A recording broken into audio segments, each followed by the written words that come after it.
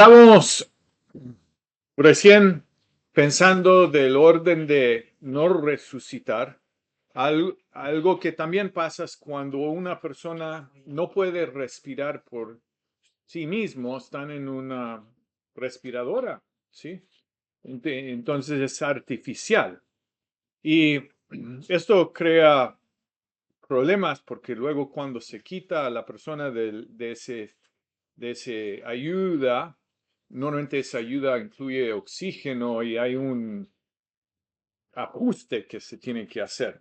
Entonces, el doctor está viendo a tu mamá y o alguna otra función vital de tu mamá y dice, bueno, no veo que esto necesariamente va a resolver el problema. Entonces, cuando pide continuar algún parte de tratamiento, dos cosas pueden pasar. Primero, tu mamá puede respirar sin apoyo y pasa que la persona empieza a respirar bien. Entonces, en este caso, los doctores pueden hacer cosas para mejorar el tratamiento. Pero la otra posibilidad es que si tu mamá no puede respirar, muere. Esto no significa que los doctores quieren que tu mamá muere, simplemente significa que no ven que hay posibilidades y quedarse en una cosa que te ayuda a respirar artificialmente, permanentemente, no es una buena condición de vida tampoco. Entonces, los doctores piden esto cuando un tratamiento no está ayudando a restaurar o curar a la mamá. Y es una carga también a la persona. Luego hay esta pregunta, ¿podemos discontinuar nutrición y o hidratación? Es decir, agua y comida empujado mecánicamente. Y uno espera que te preguntan esto, ¿sí? Porque a veces simplemente lo descontinúan. Y aquí uno dice, bueno, entonces, si yo descontinúo nutrición y hidratación, la persona muere. Sí. Y entonces en un hospital normalmente te preguntan, podemos llevar a podemos llevar a tu ser humano o tu ser querido a tu casa de vuelta para que muere en casa o pueden ir a un lugar que está especialmente preparado para estos casos, que en inglés se llama hospice, no sé cómo se llaman aquí, pero es un lugar para la gente que está próxima a morir. Y entonces aquí uno dice, bueno, si quito la nutrición y la hidratación, básicamente estoy tomando la decisión de matar a mi mamá. Pero tenemos que evaluar qué es el agente de muerte, ¿sí? Permitir morir es dejar que otra cosa, normalmente una enfermedad o falla de sistema, que eso sea el agente de muerte. O sea, para mi papá, él murió por el problema cardíaco y por lo que pasaba. No murió porque no tuvo nutrición o hidratación. También hay que entender que al final de la vida, para una persona que está a punto de morir, nutrición e hidratación es una carga. Ya hablamos del problema de aspiración, donde lo está volcando a sus pulmones y no a su panza, a su sistema digestivo. Entonces, hidratación simplemente infla el cuerpo, satura el tejido. Yo recuerdo cuando mi mamá vino del doctor, que ya debería haber ido al doctor con mi papá, y el doctor le dijo, tienes que llevar a tu esposo al hospital. Y entonces mi mamá dijo, puedes venir para llevarnos al hospital. Y en camino al hospital, de básicamente las manos, mi papá estaba diritiendo líquido. en el auto. Y yo no entendía cómo puede ser. O sea, y uno uno se siente muy mal porque uno no se siente muy compasivo. O sea, porque no puedes ponerte algo en las manos para que no, este agua no se vierte sobre el... Pero el cuerpo se llena de líquido, se hincha y empieza a tener líquido que se cae del cuerpo mismo. Y ya hablamos de cómo se hinchan la pierna también. Y esto entonces llega a ser un problema para los viejitos. No pueden ponerse los zapatos, tienen que usar cosas para mantener resistencia con ¿cómo se llaman? Las articulaciones. Sí, medias compresoras. Bien. Entonces, un doctor cristiano no va a pedir parar nutrición y hidratación si significa morir de hambre. Están diciendo que, bueno, esta nutrición y hidratación te va a matar también.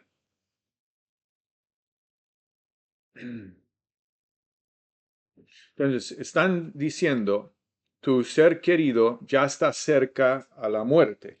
No están pidiendo tomar estas decisiones porque tu mamá no estuviera cerca del punto de muerte. El doctor es responsable para darte una respuesta clara si serías vos y no la enfermedad o falla sistema que estaría terminando la vida de tu mamá. Es decir, uno puede preguntarle, ¿quieres decir que yo estaría matando a mi mamá? Es una pregunta válida. Y un doctor cristiano no va a insistir en una respuesta a menos que está satisfecho que no sería matar. Entonces, esta es una situación que pasó en el 2002 con un profesor de ética. Y entonces alguien le llamó y dijo, tengo mi mamá, es cristiana, tiene 73 años, es viuda, tiene 3 hijos ya grandes, está luchando con demencia. Y entonces uno de los hermanos se llama David y con otros 2 hermanos que están en otros lugares del país. Y la mamá tiene problemas de corazón. Los doctores recomiendan reemplazar una válvula en el corazón y entonces las probabilidades de éxito son 40%. Y la madre en un día de lucidez aprobó esta operación. Es un procedimiento caro, pero la válvula nueva tiene pérdidas. Ya hablamos de lo que pasa cuando hay pérdidas en el corazón. Entonces la demencia empeora. La llamada es para preguntar, ¿hice lo correcto en permitir el reemplazo de la válvula? En el mismo llamado, hablan de que la madre hizo un testamento vital hace 10 años cuando murió el esposo. Y en este testamento vital aclaraba que no debe haber medidas extraordinarias para mantenerla viva. Entonces, cuando uno hace todos estos documentos y uno hace poder de abogado, uno normalmente hace un poder médico también. Y ahí están estas condiciones. Y creo que realmente es algo muy amable de parte de los padres revisar esto con doctores, digo, con abogados, antes de que pasa algo y que se sientan y te explican, mira, aquí está mi documento, mi testamento, mi poder de abogado, mi poder de médico y hice esto por tales motivos y esto está en tal cajón del escritorio. Sí, porque a veces las personas suponen que vos vas a encontrar todos tus papeles. Es muy complicado si no te dicen dónde está todo. Aparte, sería bueno indicarles si hay seguros de vida, dónde está la información. Bueno, entonces hay este documento Y los doctores quieren saber si David puede pedir a la madre ejecutar un poder duradero de abogado para cuidado de salud. Y David sabe que puede convencer a la mamá a hacer esto. Si esto es todo un tema ético también, porque con los viejitos es muy fácil aprovechar de ellos y de robarles. Y uno tiene que tener mucho cuidado con quién tiene acceso a tus padres. Entonces David quiere saber por qué me están pidiendo hacer esto y debería ser que mi mamá lo firma. Entonces esto es un poder duradero de abogado para cuidado de salud. Entonces la persona, David en este caso, puede tomar toda decisión respecto a la salud de su mamá. Entonces, él tiene el poder de la persona frente a los doctores. ¿Y cómo puedo apreciar la vida mientras que se descontinúa tratamiento médico?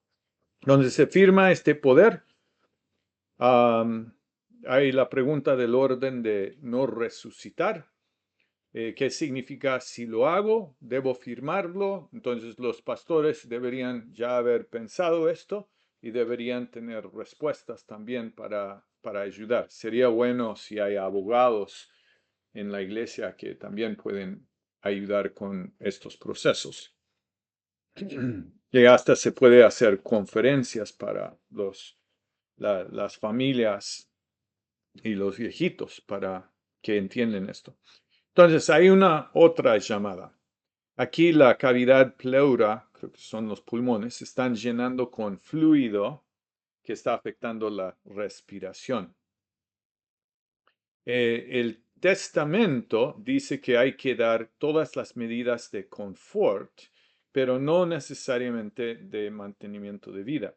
Pero el médico de guardia ha ordenado medicamentos contra la ansiedad y dolor discontinuados, que uno dice, ay, ¿por qué? O sea, porque encima de que mi mamá está muriendo, entonces tiene que tener dolor cuando está muriendo. Y dice que está haciendo esto porque está afectando los esfuerzos para restaurar la función respiratoria. Entonces, mamá en ese ayuda artificial pulmonar, pero el doctor le quita las cosas para disminuir su ansiedad y dolor. Y para una persona que no sabe lo que está pasando, eso debe ser un infierno. Entonces, David está bastante seguro que el médico de guardia no está tomando en consideración o obedeciendo las instrucciones del testamento vital. Entonces, ¿qué hago? Le hablo, le escribo una carta para dejar documentación, porque quizás eso funciona mejor.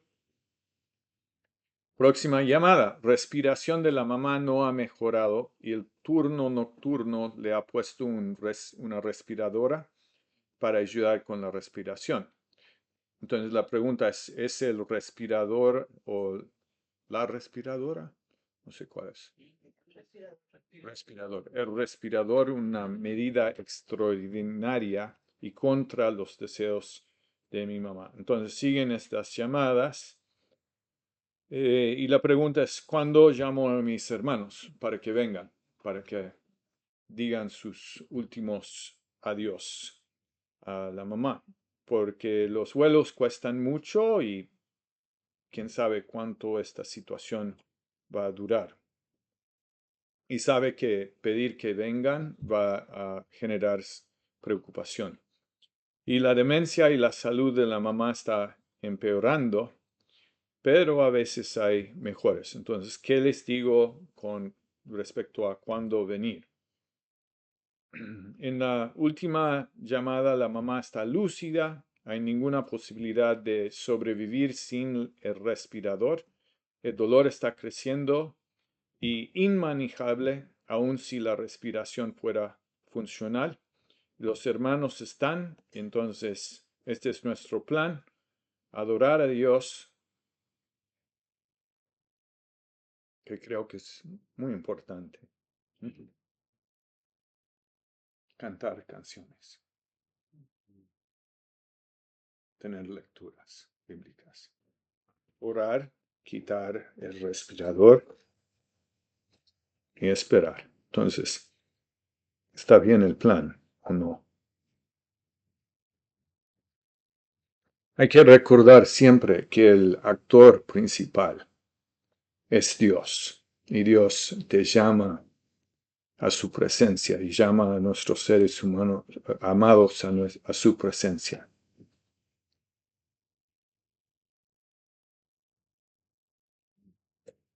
Muy difícil honrar a los padres en esta situación,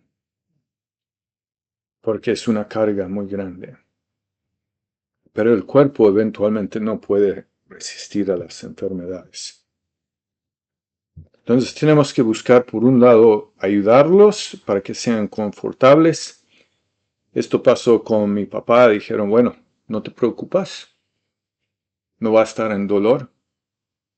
Pero cuando empiezan a poner la morfina, ya no responde. Entonces uno simplemente puede estar ahí y esperar que Dios de alguna forma le da ese acompañamiento final.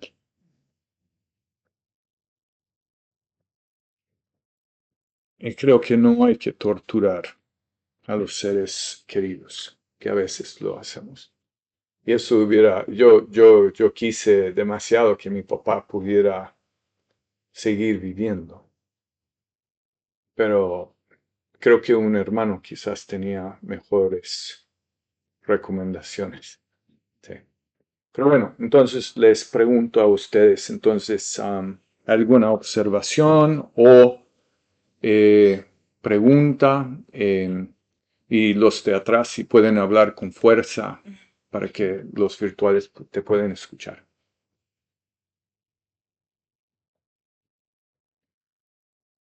Constanza. Sí. Eh, Al ver la clase y al notar que generalmente cuando uno tiene más dinero, accede a mejores tratamientos en situaciones más oportunas. Entonces, al parecer, esto es un factor importante cuando alguien está enfermo. Para una familia cristiana, por ejemplo, de recursos modestos, con un diagnóstico de cáncer en alguien medianamente joven, ya que sea un proceso largo y esto se puede hacer similar a otras enfermedades, pero cualquier enfermedad que tenga como un gasto importante, quizás que exceda a la familia. ¿Qué tanto si esa familia es cristiana debería ir al endeudamiento en pos de esa vida? Por así decirlo, ¿cuál sería la línea ahí? Si esos cristianos saben que Dios está en control, pero también a la vez quieren poder salvar la familia, o sea, salvar la vida de ese familiar joven, sobre todo si se pueden pagar los tratamientos. ¿Qué factores debería tener en cuenta esa familia cristiana para no caer en endeudarse como si la vida de él dependiera de ellos, pero tampoco de dejarse estar pensando que Dios no podría ayudarles a través de esos tratamientos? Mi primer pensamiento es con respecto a no sé cómo se llaman aquí, los seguros médicos. Hay que buscar, y no sé si uno los compra por su lado o si los obtiene por medio de la empresa, pero hay que buscar tener buenas protecciones de seguro de médico, porque generalmente son muy costosos los procedimientos médicos. En los Estados Unidos es una locura. Había una familia canadiense en los Estados Unidos que fue a Hawái para una vacación. La mujer estaba embarazada, terminó en un hospital, pero se tenía que quedar por una semana y la factura era $1.000.000. Entonces, ¿cómo se paga eso?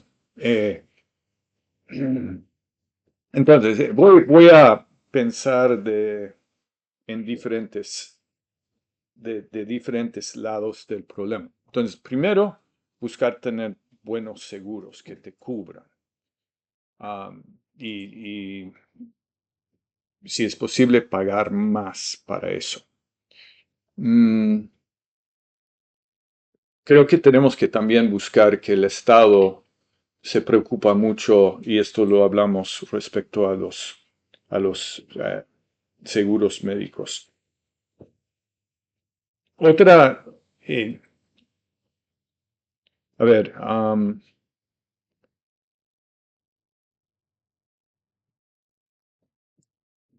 con pregunta puntual, yo tiendo a querer cuidar mucho de mis hijos. Entonces, es muy difícil para mí como papá pensar que no voy a dar absolutamente todo de lo que tengo.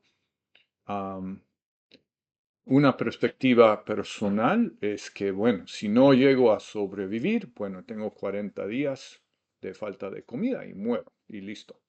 Pero tu pregunta quizás, o sea, no pienso que llegamos a ese punto.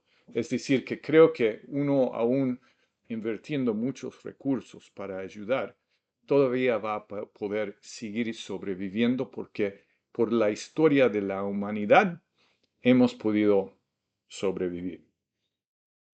Por otro lado, es la pregunta de la deuda, ¿sí? En los Estados Unidos hay consejeros financieros y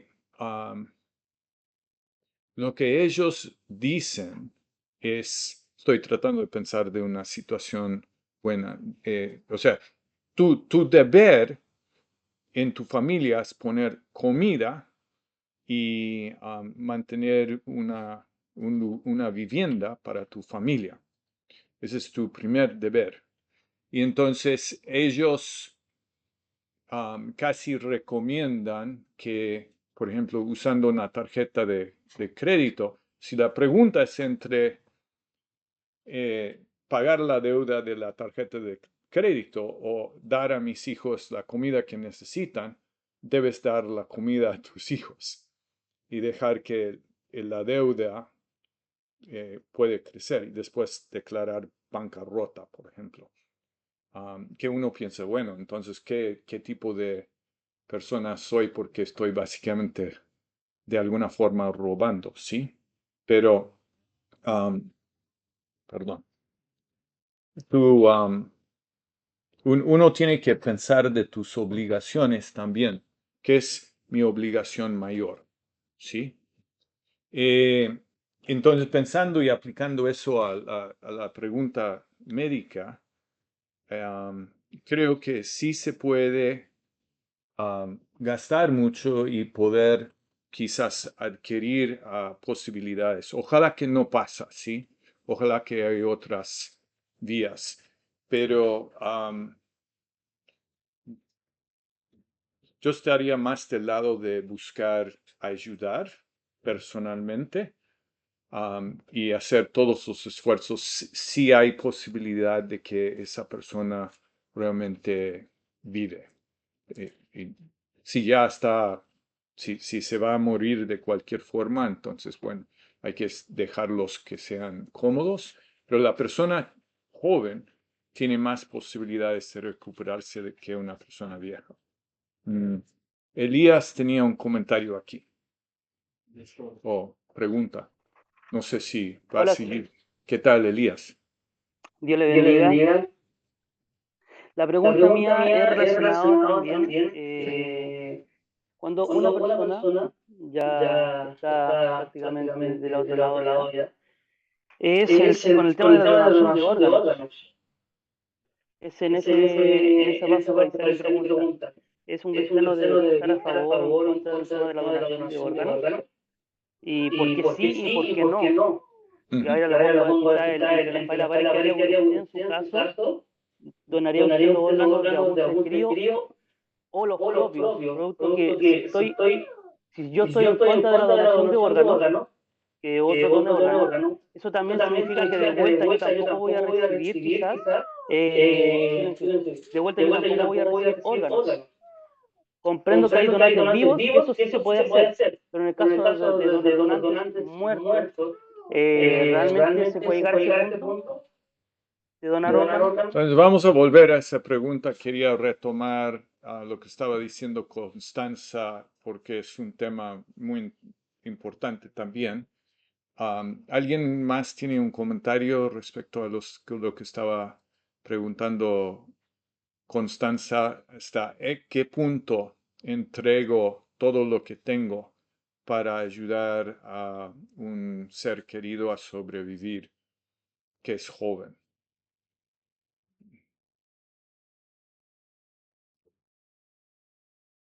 Será lo que dice Ecclesiastes 9:10, como ese tipo de parámetro que todo lo que te viniera a la mano por hacer, darlo según tus fuerzas.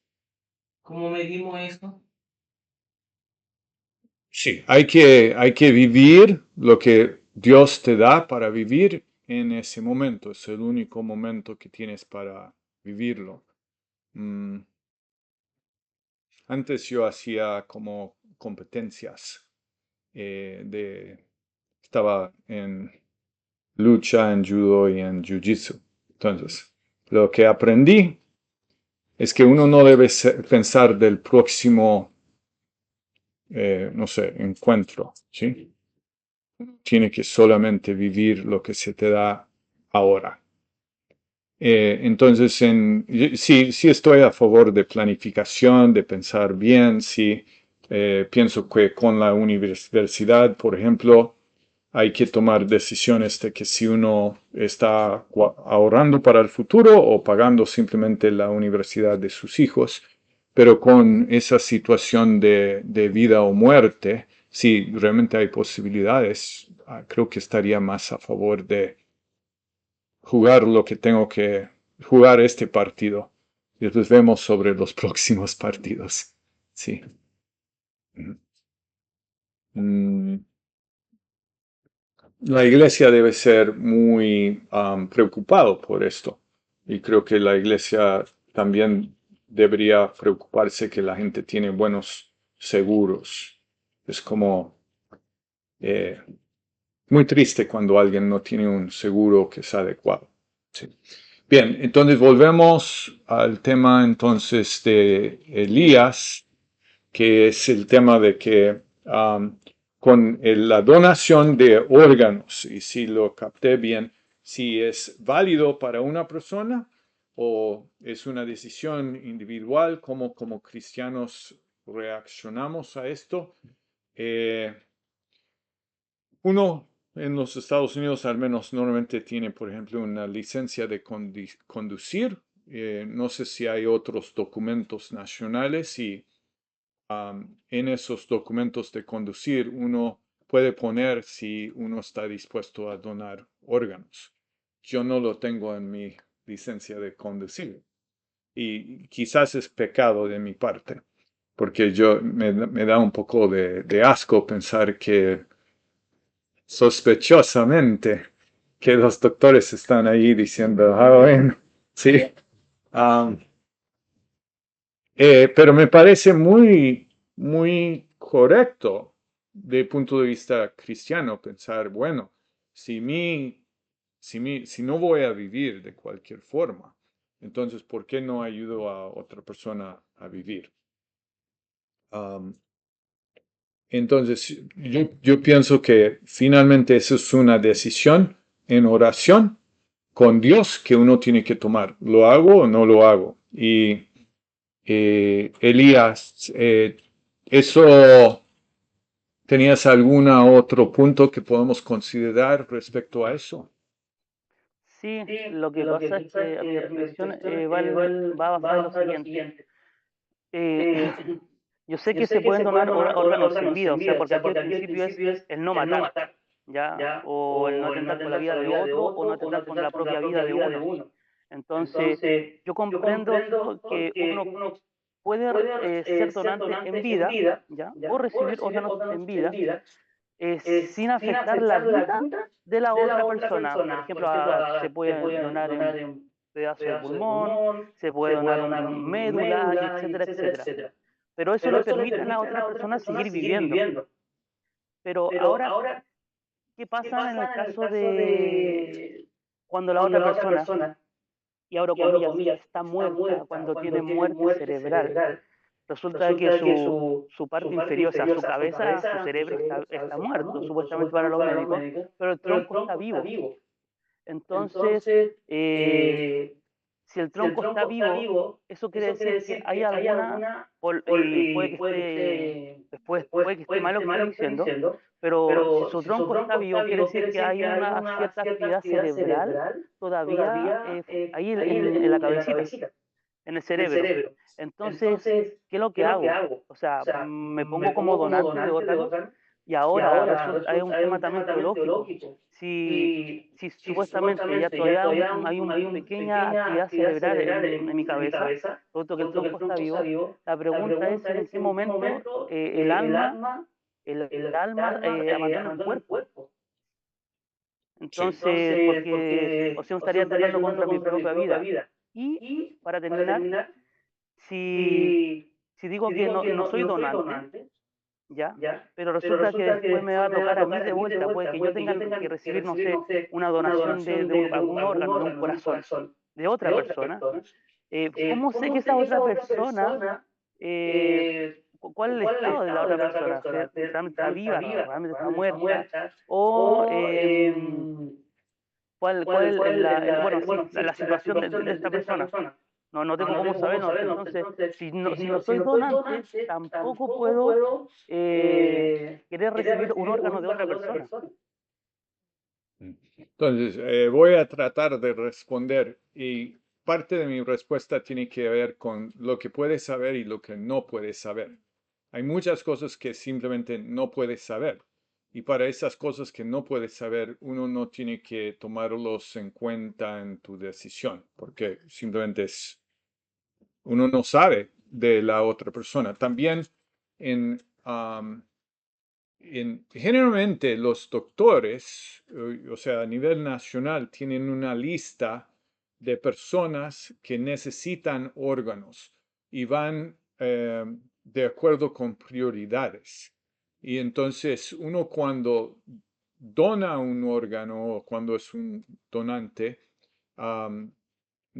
creo que tu pregunta iba para especificidad. O sea, yo quiero donar a esta persona particular. Pero generalmente uno tampoco tiene que preocuparse en esos casos porque si uno dona algo, va de acuerdo con la lista. Ahora, si uno quiere donar a una persona particular y esa persona, o sea, creo que es válido también eso. Eh, ¿Viste la cantante Selena Gómez? Ella recibió de una amiga un hígado, creo. Sí. Y eso fue específico. Esta persona dijo, yo quiero darte esto porque tú eres mi amiga, entonces yo te lo voy a dar, o un riñón o algo así. Entonces, con una persona que está discapacitado, que está en coma, que necesita una ayuda, mi pregunta principalmente sería, si vas a ayudar a esa persona, ¿por qué no ayudarías a otra persona? Y eso otra vez llega a ser una decisión personal tuyo.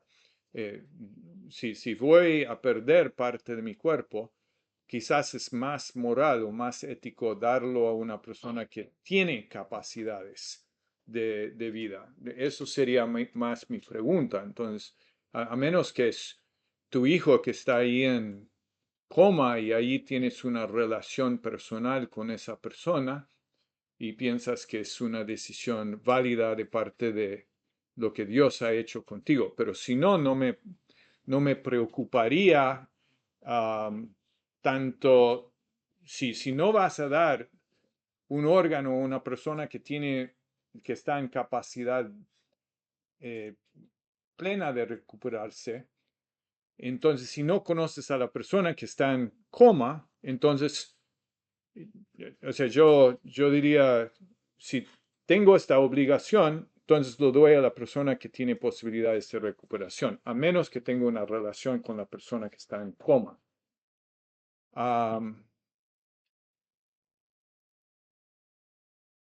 Entonces, de vuelta, creo que uno tiene que evaluar otra vez las condiciones. No tenemos que especular respecto a temas que no sabemos. Vos, Elías, tienes una situación particular. Estoy en boca de poder hacerme un criterio para ver si soy o no donante. Para una persona que Entonces, no tiene no, capacidad. me estoy preparando tanto para saber si yo puedo ser donante para algún evento a futuro, o también si es que alguien se acerca a preguntar si puede ser o no donante. Entonces estoy preparando mi respuesta de antemano y formarme de un buen criterio al respecto. Ajá. Entonces, respecto a eso, creo que puedes confiar en el sistema médico, que el sistema médico si yo fuera un doctor y viendo una persona con falta de conciencia y falta de movilidad, yo siempre priorizaría a la persona que tiene capacidades de recuperarse.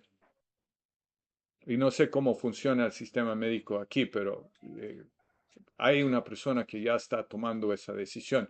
Si hablas con un abogado, quizás el abogado te puede aconsejar, que está especializado en eso, te puede decir, bueno, estos son los casos que han ocurrido. Yo pienso que la probabilidad que eso pasa es muy, muy poco probable. Entonces no te tienes que preocupar por esa situación específica. ¿Algún otro comentario respecto a esto para Elías? Muchas gracias, Elías. Otra, perdón. Bien, ok. ¿Otras preguntas? ¿Comentarios? Víctor. Muy parecido, pero con la donación del cuerpo para la investigación científica. No sé si será el mismo criterio. Sí. Eso sería más difícil todavía para mí. Y sé que hay gente que lo hacen. Pero ahí viene un poco al tema de Elías, pero más fuerte. O sea, porque muchas veces se desaprovechan o se deshonran el cuerpo. Entonces, para mí siempre es preferible, si voy a donar, buscar donar a una persona viva. Ujú. Eh, pero sí, es otra vez decisión personal entre vos y Dios si quieres hacer eso. Ujú. Bien. Nicolás. Sí. ¿Qué con la cremación o entierro del cuerpo completo? Bien. Te digo mi perspectiva personal, no necesariamente ético, ¿sí? Hay muchos cristianos que se han muerto por no es inmolación, pero si no han sido quemados vivos. Entonces, ¿qué pasa con ellos? ¿Están seguros o no seguros en los brazos de Jesús? Están seguros, porque Dios tiene, o sea, Jesús tiene poder de resucitación. También uno puede pensar en el cuerpo, ¿sí? ¿Qué pasa normalmente con el cuerpo?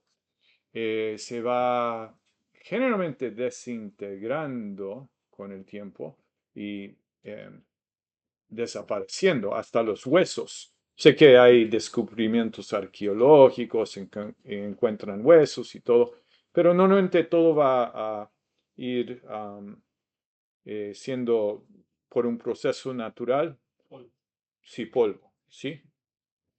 Entonces terminas con polvo, para mí, de las dos formas, ¿sí? Ahora, hoy en día, para honrar al cuerpo, sí, se puede hacer procesos como los egipcios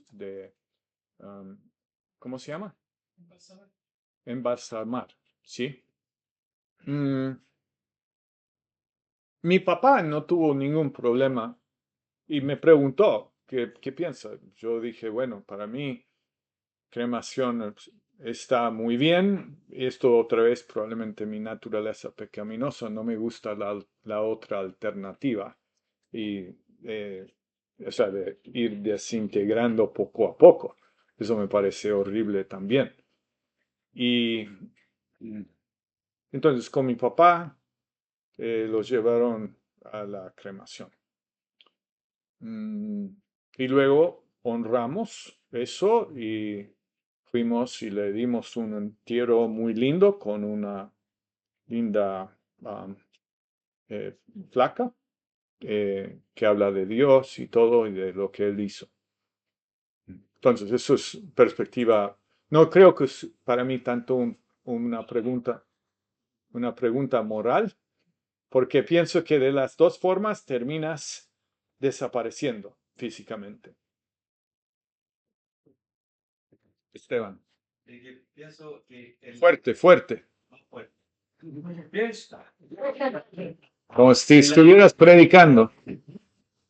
en las decisiones también es bueno tener cuidado porque tiene mucho que ver con la libertad de cada uno de nosotros. Por ejemplo, lo que usted decía de cremación o entierro tradicional, ¿cierto? Donar o no donar órganos. Entonces, igual es complejo cuando en las iglesias se enseña solo una postura, como que fuese lo que la Biblia dice. Ya sea directamente o indirectamente se genera un ambiente de menoscabar al que tiene una postura distinta, cuando el principio y el mandato bíblico está en ambos grupos, solo que la aplicación es distinta. O sea, por ejemplo, tener o no tener pistola, ¿verdad? Armas. No sé, o con la educación, hacer homeschool o no hacer homeschool. Creo que eso también es importante porque por estas cosas de aplicación es donde a veces se generan roces y problemáticas innecesarias. Y hay que amar a la gente profundamente, como Dios los ama. Y ese es el problema que tenemos de desprecio. Sí. Bien. Listo. Bueno, gracias por los comentarios y las preguntas. Vamos ahora a avanzar con el tema del séptimo mandamiento.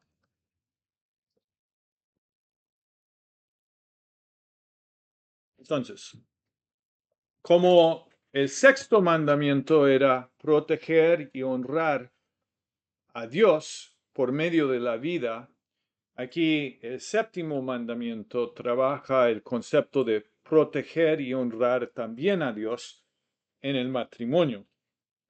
En el versículo que aparece en los 10 mandamientos dice, no cometerás adulterio.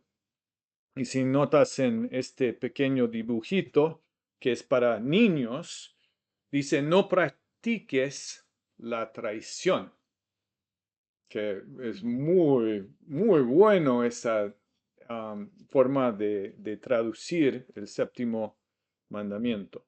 Entonces, mi intención no es lastimar a nadie. Los temas son muy fuertes del matrimonio porque creo que hay una razón por esto y vamos a seguir bajando, pero el matrimonio es un dibujo que representa quién es Dios hacia su pueblo.